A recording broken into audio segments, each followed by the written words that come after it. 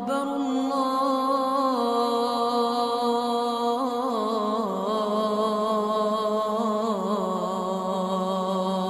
Before I came to Islam, my life was really kind of focused on drink, drugs. The whole kind of purpose of life was just to have fun, have a laugh. And it's just a way of kind of making your life bearable until you die. I tended to kind of be in a kind of heavy metal crowd, hanging around a lot of people with similar interests, which weren't always the best company to keep. My first experience of seeing Muslims was the 9/11 attacks. I remember I was quite young at the time and I wasn't completely aware of what was going on. In fact, I ran to one of my friends after seeing the news report and I told him that the tourists had declared war on America because I'd never heard of terrorists before. As the war was unfolding and I was seeing more and more about the war in Afghanistan, I started understanding that these people were Muslims and that the Muslims were doing these horrible atrocities across the world. So from that kind of media bombardment, I started getting a strong hatred for Muslims. So much, in fact, I tried to join the army 3 times with the goal of wanting to go over there and kill as many of these people as I could, to do my bit for the country and to make it a bit safer for my family. I thought they were kind of the big evil of the world. I started hearing a bit more about Islam. It was the last time I was applying for the army. I came across this radio station. It was at a time when I was listening to conspiracy theory radio and things like this.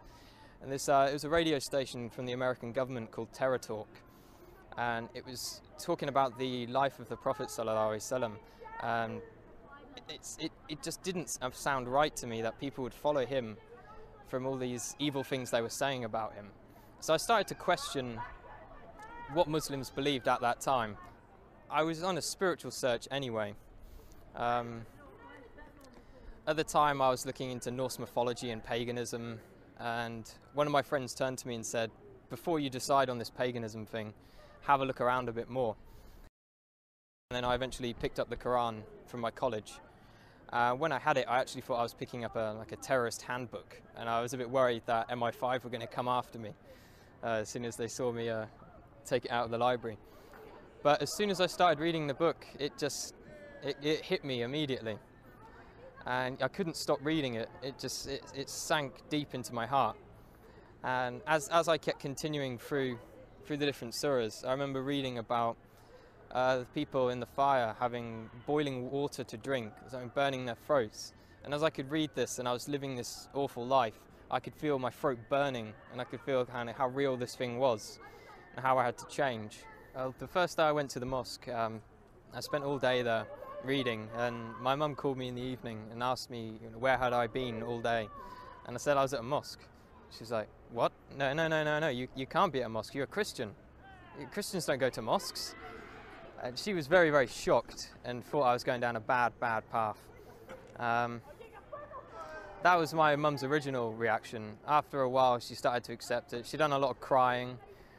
I'm not too sure why she was crying. I think she felt I was rejecting everything she'd taught me. A lot of people say when they find Islam, it's as if they've come home. And that's just the feeling I get. It's as if me in the past wasn't me at all. I was being controlled by something else. Only good things have happened since I've become Muslim. My life is sorted out, and I've never had so much going on in my life at one time.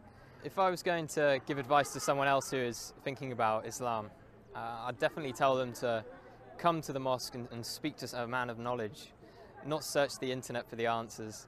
There are some good things on the internet, but when you don't know anything about Islam, you can't judge what is right and what is wrong.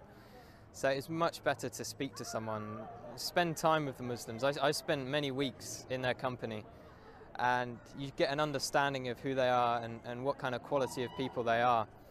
Don't be afraid of what your family think. I've had many people, and myself as well, was worried about what my parents would think. And at the end of the day, Islam is for you, it's for you. You can just hope the best for your parents will come afterwards. Allahu Akbar, Allahu